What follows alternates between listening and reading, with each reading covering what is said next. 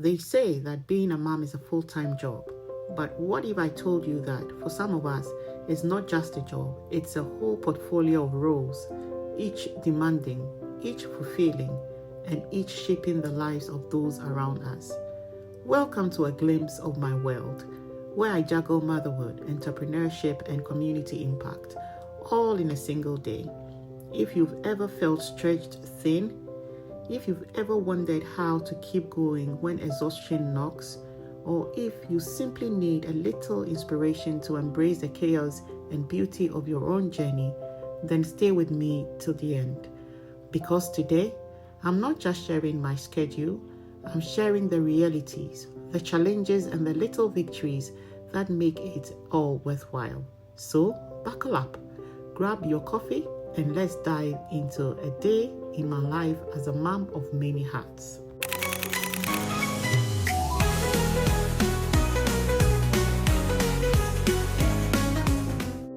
Thursdays are not my busiest days, but they are still full of responsibilities, full of moments to cherish, and full of little decisions that shape my family and my work.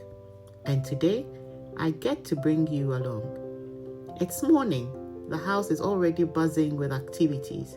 We've just had a shower and now it's time to kickstart the day the best way we can. While preparing breakfast, I'm also making the children's packed lunch for school, multitasking at its finest.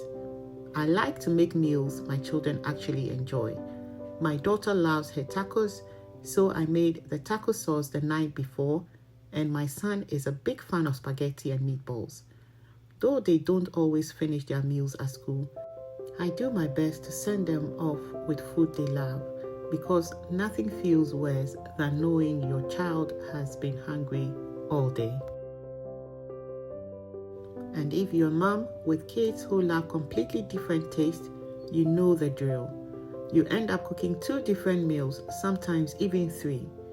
My 2 children couldn't be more opposite in personality, preferences, and habits, but they are my world. My daughter is 8 and my son is 10.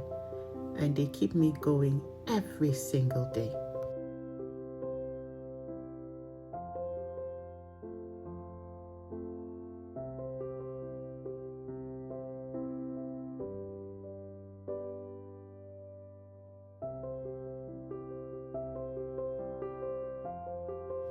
Once breakfast and packed lunches are sorted, I take a quick moment for myself. I thought I'd have spaghetti and meatballs this morning, but after one bite, I realized not for me. Instead, I settled for coffee with evaporated milk and some crackers with butter, something quick and light to keep me going.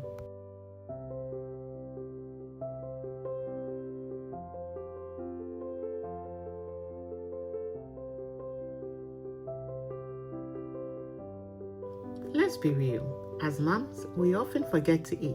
By the time we get through the morning rush, we are running on fumes, and before we know it, the day is over, and we are wondering why we feel so drained. So, here's a reminder to all my fellow moms. Take a moment for you. Even if it's just a cup of coffee and a cracker, fuel yourself before you fuel everyone else. As I spread some clover on my crackers that morning, I found myself having an interesting conversation with my children. We started talking about where our food really comes from, beyond just picking it up at the store. I explained to them that Clover isn't just a brand that makes bread. They are part of a much bigger system, and they buy their milk from dairy farmers. But according to reports, there are concerns about how fairly these farmers are treated. This led us into a discussion about supply chain, stakeholder management, and sustainability, topics I've been exploring in my own course. Of course, I had to break it down in a way they would understand. We talked about how every product we use has a journey from farms, factories, and transport, all the way to the shelves in our homes. And more importantly, we discussed why it matters to support businesses that treat their workers, suppliers, and the environment well. It was a small moment, but an important one, teaching my children to think beyond what they see to ask questions about the brands they support, and to understand that everything we consume has an impact. And in the process, I got to refresh my own knowledge too. Now it's time to head out. Shoes on and then jackets on. It's freezing today, 4 degrees at the highest, 1 degree at the lowest. The school run takes about 15 to 20 minutes, but when traffic is bad, it can stretch to 30.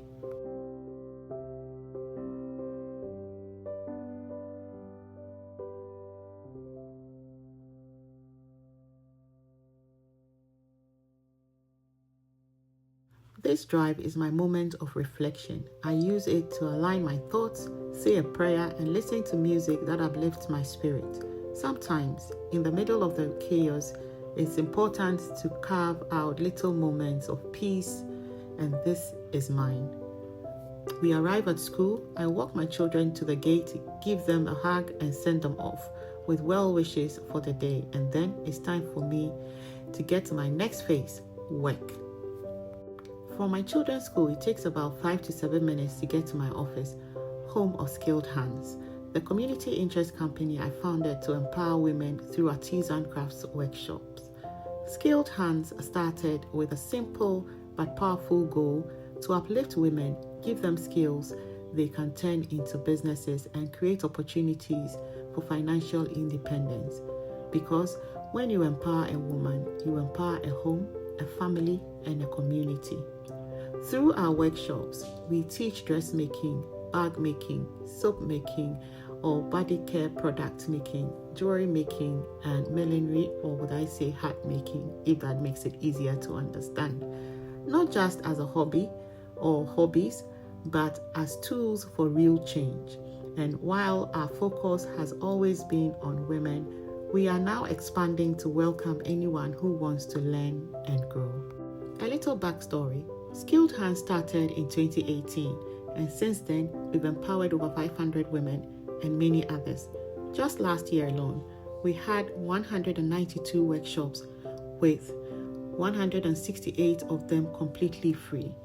We also hosted a year-end fashion show where our dressmaking students create garments to be showcased on the runway, which you saw when I entered the office.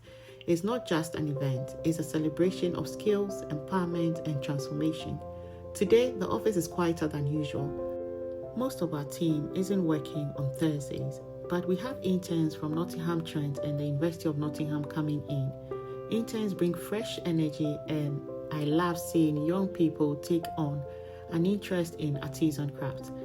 I head inside, sign in, and climb up to my office. On the second floor, paperwork awaits. If you run a charitable organization, you would know the paperwork never ends. But when I see the smiles on the faces of the women we empower, it makes all the hard work worth it. By 2:30 to 2:45, it's time to wrap up at the office and switch back into mom mode. I head to pick up the children from school, and after that, we move straight into after-school activities. Today is swimming for one of them, and after all that running around, it's back home to make dinner and settle for the evening. Encouragement for busy moms. If you've made it this far, here's what I want to say to you, mom to mom. No matter how chaotic life feels, no matter how tired you are, no matter how much you wonder if you're getting it all right, you are enough. Motherhood, entrepreneurship, and life itself can feel overwhelming, but remember, you don't have to be perfect. You just have to keep showing up. So whether your day looks like mine or something completely different, know that you are not alone. We all are in this together, and we are all doing our best. Keep going, keep growing, and keep making an impact in your home, in your work, and in the world. In closing, I'd like to say massive thank you for spending the day with me. I couldn't capture every moment, but I hope this gave you a real look into my world. If this video resonated with you, don't forget to click like, share, and subscribe. Let's keep inspiring and supporting each other as we navigate this incredible journey of motherhood and beyond. Until next time, take care, stay strong, and keep being the amazing person you are. See you soon. Bye.